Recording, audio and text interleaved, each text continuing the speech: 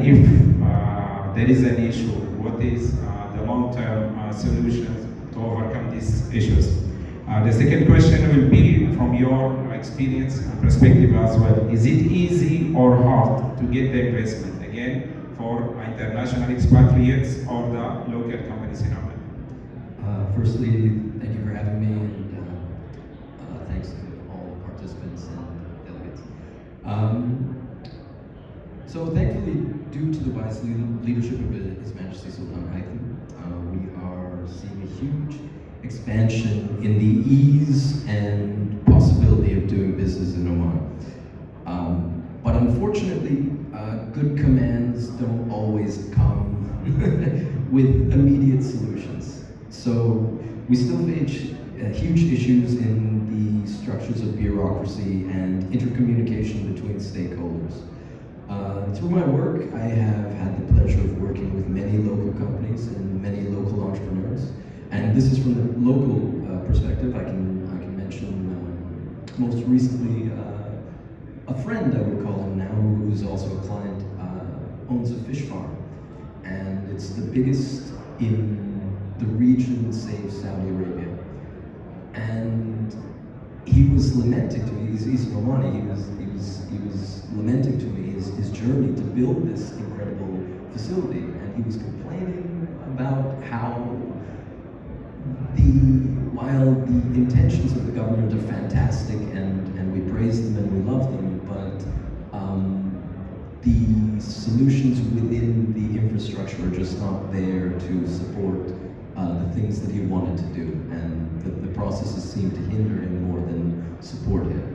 But again, this is something I believe, and from every conversation I've had within ministries, I believe there's a strong push within the next couple of years to see this rapidly corrected and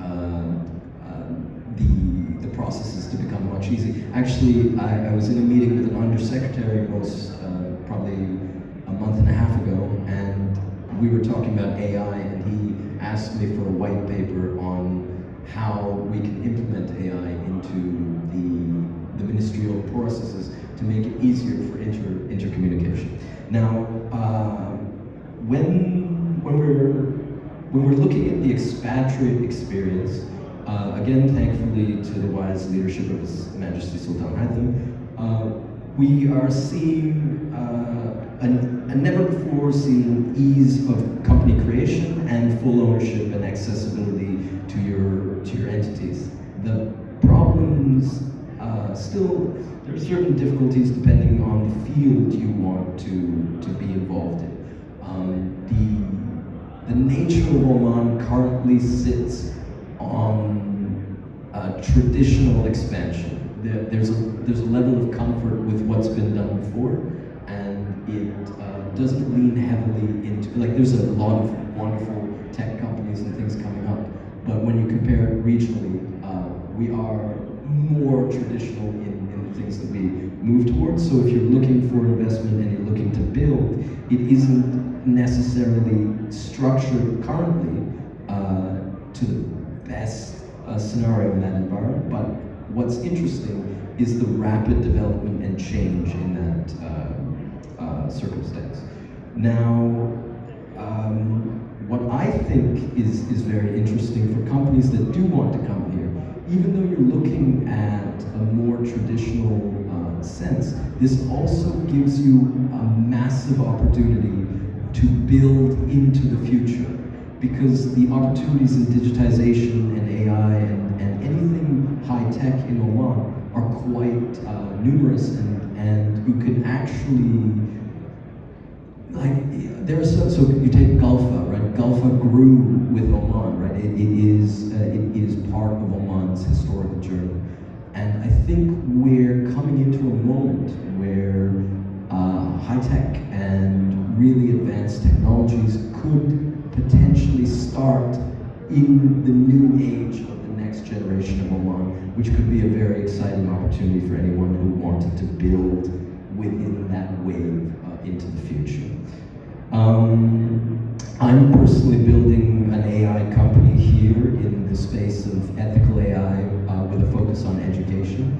Now, my intention is mostly because I don't want to see the Facebooks and Google and the US government control our daily life and our minds, right? So I think there needs to be a voice from the distance that can present a more open dialogue. And I think there is a very exciting opportunity for Oman, particularly, to be part of that next generation of an ethical movement in AI, and that's one of the reasons I'm building here.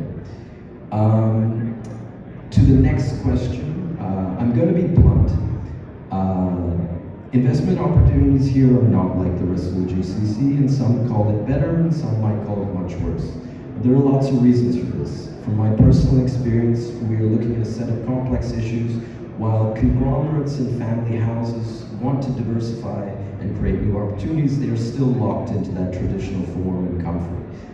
The government has made incredible strides under the leadership of His Majesty Sultan Haitham to develop institutes such as the Future Fund.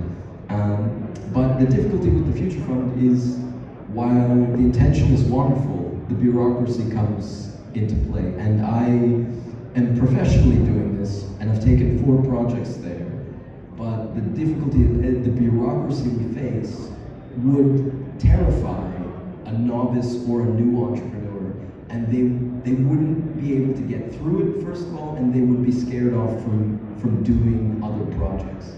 And this is structurally something that needs to change rapidly, because the entire point of the Future Fund is to develop the ecosystem. And I do believe, from all the conversations I've had internally there's a very exciting push and a desire to fix it, because His Majesty wisely committed a large quantity of capital to seeing the future of Oman develop through entrepreneurship. And I think once those internal issues are fixed, we're going to be off to the races, and the next 5 years in this country are going to be a boom time for startups.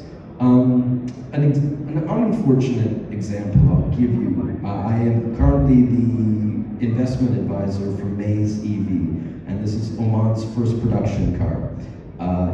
And we've been trying to raise here to see Oman become a player in the EV market. But we've basically had no's from everyone, all the family houses, all the government institutes.